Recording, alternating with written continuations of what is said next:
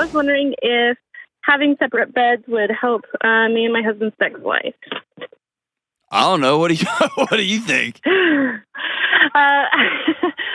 I just kind of was contemplating it a little bit. Why separate Kind beds? of like a little bit of background. I think I have some. Sorry. No, you're good.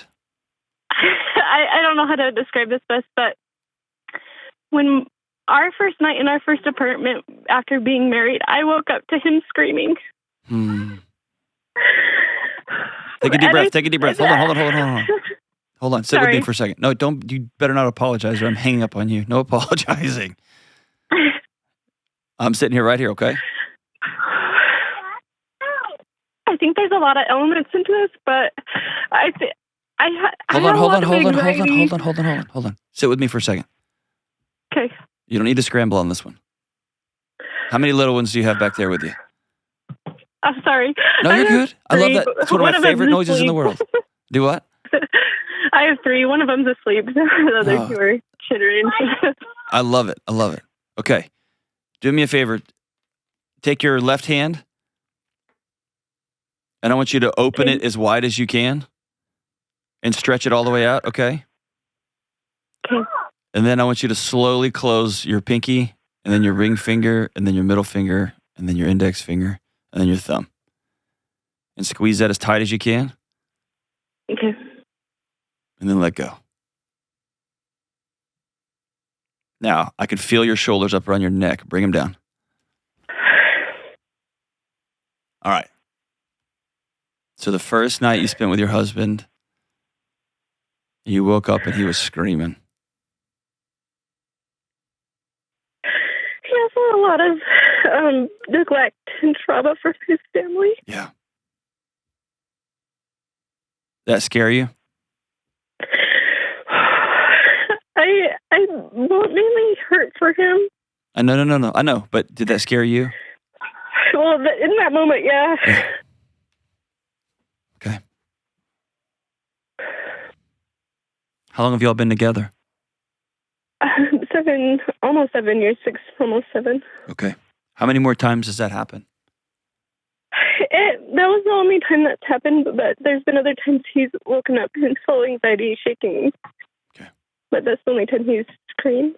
Okay. And he's been on medication. I had to convince him the first year of marriage to get on medication, and he's improved a lot. But he says a lot that he can't sleep unless I'm next to him. Unless you are next to him or not next to him? Unless I'm next to him. Okay. I think he says my presence just brings him a lot of comfort. Okay. And helps him relax. And I like that I can do that for him, but sometimes it's a lot. Yeah.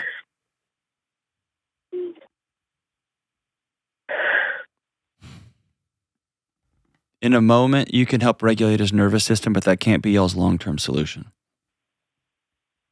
Yeah, and he's been doing therapy on and off. Our finances have been hard, so it's there's been times we just can't afford it. Yeah.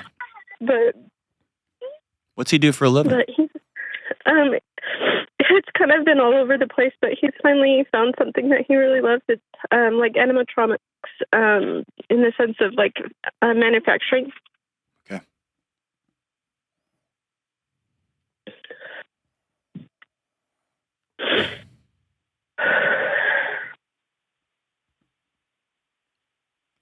I'm hearing that. Go ahead. Sorry. I just think I feel a lot of weight to stabilize him. You do. Mentally, and he is progressing, but it's really slow. Yeah.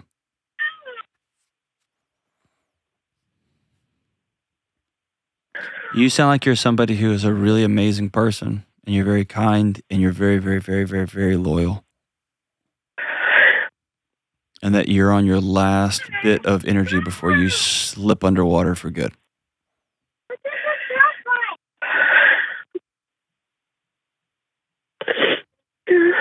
Fair? Yeah. Okay. So I'm gonna. Normally, I would talk to you for a long time about this, but because of our condensed time together, I'm gonna be real direct. Okay. Okay. Don't take that for me not being loving. but I want to be real direct, okay?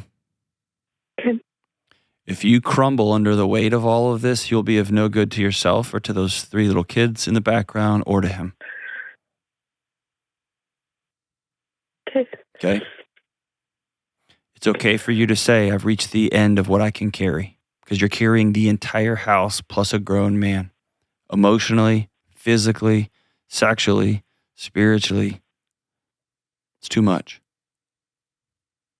Okay? And we've had conversations about it, and I feel like he tries a little bit harder every time we talk about it. I know, but Christine, it's not about trying harder.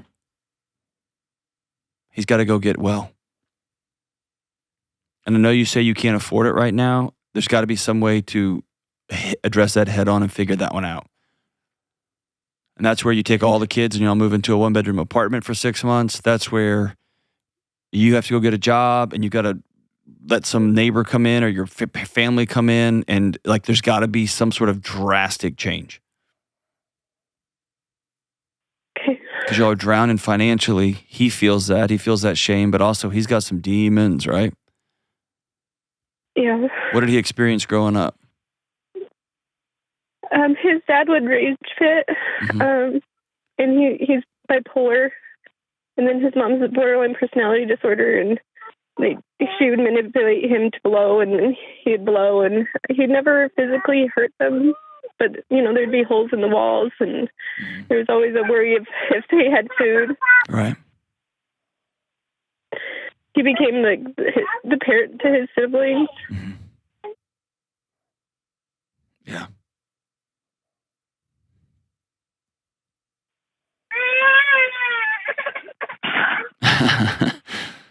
Sorry. No, don't be sorry. You sound tired. I've been trying to. I'm starting a business, and is now a good time to start a business, Christine? Well, it's kind of out of necessity. We need something, and it seems like it's going to be very profitable. But what's the business? I think it's medical billing. Okay. It's something I can do at home, and that's what I can do it late at night when the kids are asleep. Okay. I had a friend of mine who did that well into the night for years. Okay. Mm-hmm. When does your husband work? He gets up at 5 and he comes home at 6:30. Okay. He works long, and he can't push any more overtime, to be able to make ends meet because it's too much emotion for him. Do you have any support in your area?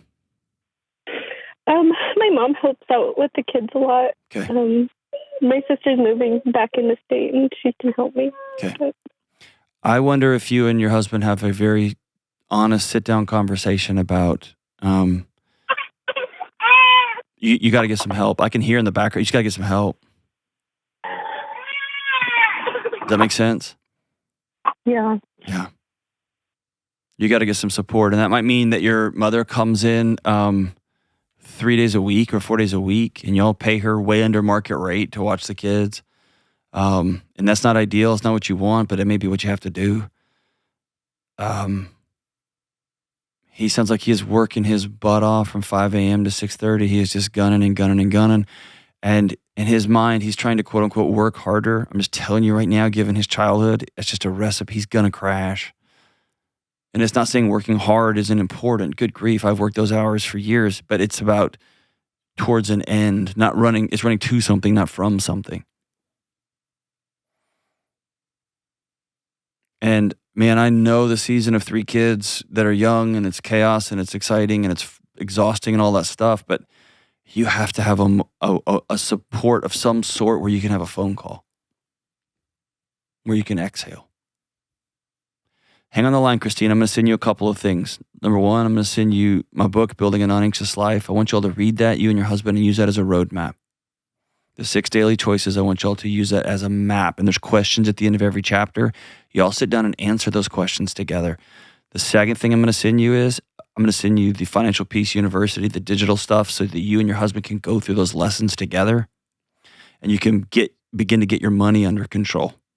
The third thing, I'm going to send you the EveryDollar app, the premium version. I'll give that to you for a year, and y'all two can use that together. You can align your money, and you can get that attached to your bank account, and y'all can start having honest conversations about if nothing changes, nothing changes. And we got to get some help, both emotional help, and you got to get some help with those kids, whether it's from your mom, whether it's from a neighbor, whether it's from a teenager, whether it's from your sister, whatever it is, and get very serious about it and regimented about it. And y'all got to get some more income. And here's the big one. I'll give you a couple of months for free, 3 months free with BetterHelp for your husband, but he's going to need some in-person trauma therapy. And this isn't just going to a counselor, hit and miss. He's got to sit down with a trauma therapist in your area. It's going to be expensive, but it's going to be worth every penny of it to say, it's time for me to get well because I don't want to pass this on to the next generation. And I deserve to be free. Christine, you call anytime. I'm with you. But I think an honest conversation about I've carried what I can carry for as long as I can carry, and I got to set some of this stuff down is not going to be an indictment of him. It's just going to be a reorienting. Y'all are both running as hard as you can, and there just has to be an honest reckoning with this. We got to just set stuff down, and we got to reconfigure this because we can't keep carrying it the way we're going.